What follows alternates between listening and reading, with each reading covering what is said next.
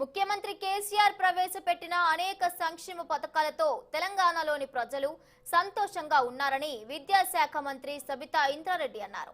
మునుగోడు నియోజకవర్గం నాంపల్లి మండల పరిధిలోని పలు గ్రామాల్లో టీఆర్ఎస్ అభ్యర్థి కూసుకుంట్ల ప్రభాకర్ రెడ్డి తరపున ప్రచారాన్ని నిర్వహించారు. ఇక ఈ ఉప ఎన్నికల్లో బీజేపీకి డిపాజిట్ గల్లంతు అవ్వడం ఖాయమని సబితా జోస్యం చెప్పారు. కేంద్ర బలగాలను దింపి మునుగోడు ప్రజలను భయభ్రాంతులకు గురి చేస్తున్నారని ఆమె మండిపడ్డారు.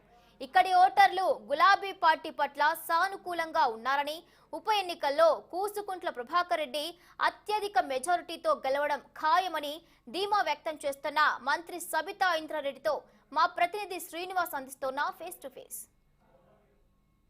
ఎన్నికల్లో గడువు ముగుస్తున్న కొద్ది ప్రధాన పార్టీల ప్రచారాలు వీటెక్కుతున్నాయి. దీనికి సంబంధించి ఇప్పటికే అన్ని పార్టీల ముఖ్య నాయకులు అలాగే మంత్రులు ఇక్కడ ఫోకస్ పెట్టి ప్రచారం నిర్వహిస్తున్నారు. దీనికి సంబంధించి అంటే టీఆర్ఎస్ పార్టీకి ప్రధానంగా అంటే నాంపల్లి మండలంలో విద్యాశాఖ మంత్రి సబితా ఇంద్రారెడ్డి ప్రచారం నిర్వహిస్తున్నారు.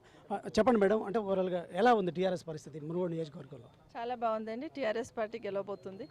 మంచి మెజార్టీతో టీఆర్ఎస్ పార్టీని ప్రభాకర్ రెడ్డి గారిని గెలిపించాలని మునుగోడు ప్రజలందరూ డిసైడ్ చేసుకున్నారు.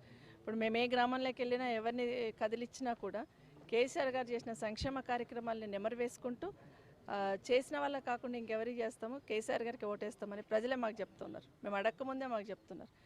ఏ ఇంటికి వెళ్ళినా కూడా ఏ పెద్దమ్మని కదిలిచ్చినా నాకు పెన్షన్ వస్తుంది, పెద్ద కొడుకులాగా ఆదుకున్నాడు, ఆయనకే వేస్తామని చెప్తున్నారు. ఏ ఇంటికి వెళ్ళినా మా ఆడబిడ్డ పెళ్లికి ₹1,00,000 ఇచ్చున్నాడు, ఆయన కాకపోతే ఇంకెవరికి వేస్తామని చెప్తున్నారు. ఏ రైతును కదిలిచ్చినా మాకు ప్రతి ఎకరాకి 10,000 వేస్తున్నాడు కదా, ఇంతకన్నా ఎక్కువ మమ్మల్ని ఎవరు చూడలేరు, ఆయనను కాపాడుకోవాల్సిన బాధ్యత ఉందని వాళ్ళు చెప్తా ఉన్నారు. గొర్రెలకు సంబంధించి చాలా మంది యాదవులు ఉన్నారు నాకు ఇచ్చిన దగ్గర, వాళ్ళు చాలా గొప్పగా చెప్తున్నారు. మాకు ఇప్పటివరకు ఎవరు చూడలేదు. అట్లాంటిది ఈరోజు గొర్రెల బీమా పథకం మాకు ఏదైతే ఇచ్చినారో నిజంగా గొర్రెల పథకాన్ని కేసీఆర్ గారు రుణం తీర్చుకుంటాం, మేము కేసీఆర్ గారితోనే ఉంటామని చెప్తా ఉన్నారు. ఇప్పటికే ఎన్నికల్లో కారు గుర్తును పోలిన రోలర్ గుర్తు వచ్చింది. దీనికి సంబంధించి ఇప్పటికే ఈసీకి ఫిర్యాదు చేశారు. అయినా ఈసీ ఆ పిటిషన్ని కోర్టులో వేసిన పిటిషన్ తొలగించింది. దీనికి ఏం చెప్తారు? అంటే కేసీఆర్ గారు చేసిన సంక్షేమ కార్యక్రమాలు చెప్పి ప్రజల దగ్గరికి వెళ్తున్నప్పుడు విపరీతమైన స్పందన వస్తుంది. అది వాళ్ళకు ఒక రకమైన భయం ఏర్పడిపోయింది. ఎట్టి పరిస్థితులలో మొత్తం అందరికి టీఆర్ఎస్ పార్టీకి పడతాయి ఓట్లని దొడ్డిదారిన కొల్లగొట్టాలనే ప్రయత్నం తప్పిస్తే మేము ఈ పని చేసినామని ధైర్యంగా చెప్పి ఓట్లు అడిగే ధైర్యం లేదు ఇప్పుడు బీజేపీ వాళ్ళకి. ఏ విధంగా దొడ్డిదారిన మభ్యపెట్టి చేసుకోవాలని ఆలోచన చేస్తున్నారు. కాబట్టి ప్రజలందరూ కూడా గమనించి దయచేసి గుర్తును సరిగ్గా చూసి కేసీఆర్ గారి గుర్తు కారు గుర్తుకే ఓటేయమని కోరుతున్నాను. ఇప్పటికే మునుగోడులో కేంద్ర బలగాలు బాగా మోహరించాయని చెప్పేసి ఇప్పటికే ఆరోపణ చేస్తున్న పరిస్థితి. అంటే దీనికి సంబంధించి మీరు ఏ విధంగా మాట్లాడతారు?